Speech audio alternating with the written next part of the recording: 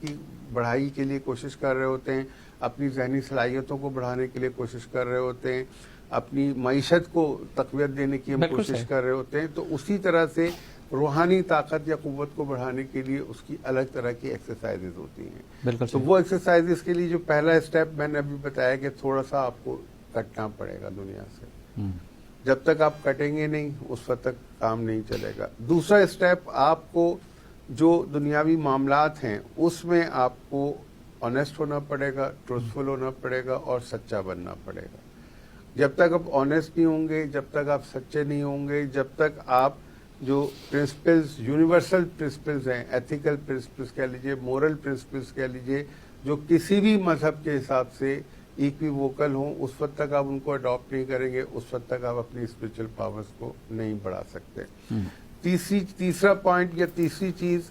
آپ کو ہر طرح کی نیگیٹو چیزوں کو, ہر طرح کے حرام کو اپنی ذات پر حرام کرنا ہوگا, ترک کرنا ہوگا. آپ اس میں ملاوٹ کر لیں گے, خود بخود سمجھ لیجئے کہ آپ نے جہاں اگر 200 کلو واٹ آپ نے اس کی اپنی انرجی بڑھائی ہوگی تو پتہ چلے گا 100 کلو واٹ یا 1000 کلو واٹ آپ کی انرجی آپ کی ڈرین آؤٹ ہو گئی. چوتھی چیز, جو انرجی آپ گین کر رہے ہیں اس کو پرزسٹ کرنے کے لیے آپ کو مستقل اس کو ریچارج کرتے رہنا ہوگا. وہ ریچارجنگ کے کئی طریقے ہیں, اس کو بھی ابھی تھوڑی دیر میں ہم ڈسکس کر لیتے ہیں. لیکن ذہن میں رکھیے گا کہ کوئی بھی چیز لے کے ڈال دینے سے وہ اضافہ نہیں ہوتا, اس کے اندر مستقل اس کی ہم نے ریچارجنگ کرنی ہوتی ہے, تب اس میں اضافہ ہوتا ہے. پانچواں پوائنٹ, ہمیں بار بار اس کو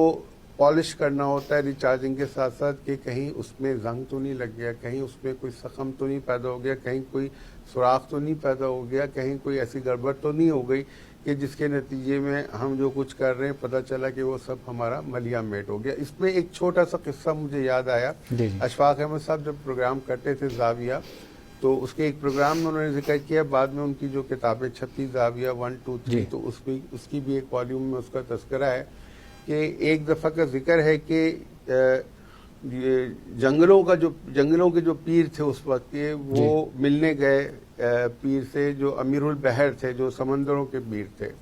ان سے ملنے گئے ان کے ٹھکانے پر, اور جو جنگلوں کے پیر تھے ان کے ساتھ ان کا مرید بھی گیا کہ ملاقات بہت دن ہو گئی. یعنی ایک طرح سے سمجھ لیجئے کہ دو کنگز مل رہے ہیں آپس میں. تو جو جنگلوں کے جو وہ تھے,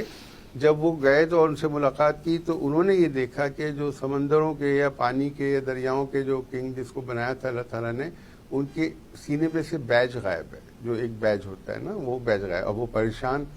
اور کہہ رہے یہ لاجیکل ہوتا ہوگا نا. ہاں, مطلب وہ چیز جو دیکھنے والی بھی نظر تھی, دیکھنے والی کی نظر تھی. اچھا, ان کو نظر آ گیا کہ وہ بیج غائب ہے, جبکہ جو صاحب بحر تھے یا جو جن کی طاقت سمندروں پہ اللہ نے رکھی تھی, وہ ان کو پتہ ہی نہیں تھا, وہ اسی طرح سے خوش خود پھر رہے تھے, ادھر سے ادھر ان کے خاطر مدارت کر رہے تھے. جب انہوں نے تھوڑی دیر گزری تو انہوں نے کہا کہ یار تم آئے تو بہت خوشی تھے میرے پاس, لیکن اچانک میں نے دیکھا کہ آپ بجھ سے گئے ہو, اس کی کیا وجہ؟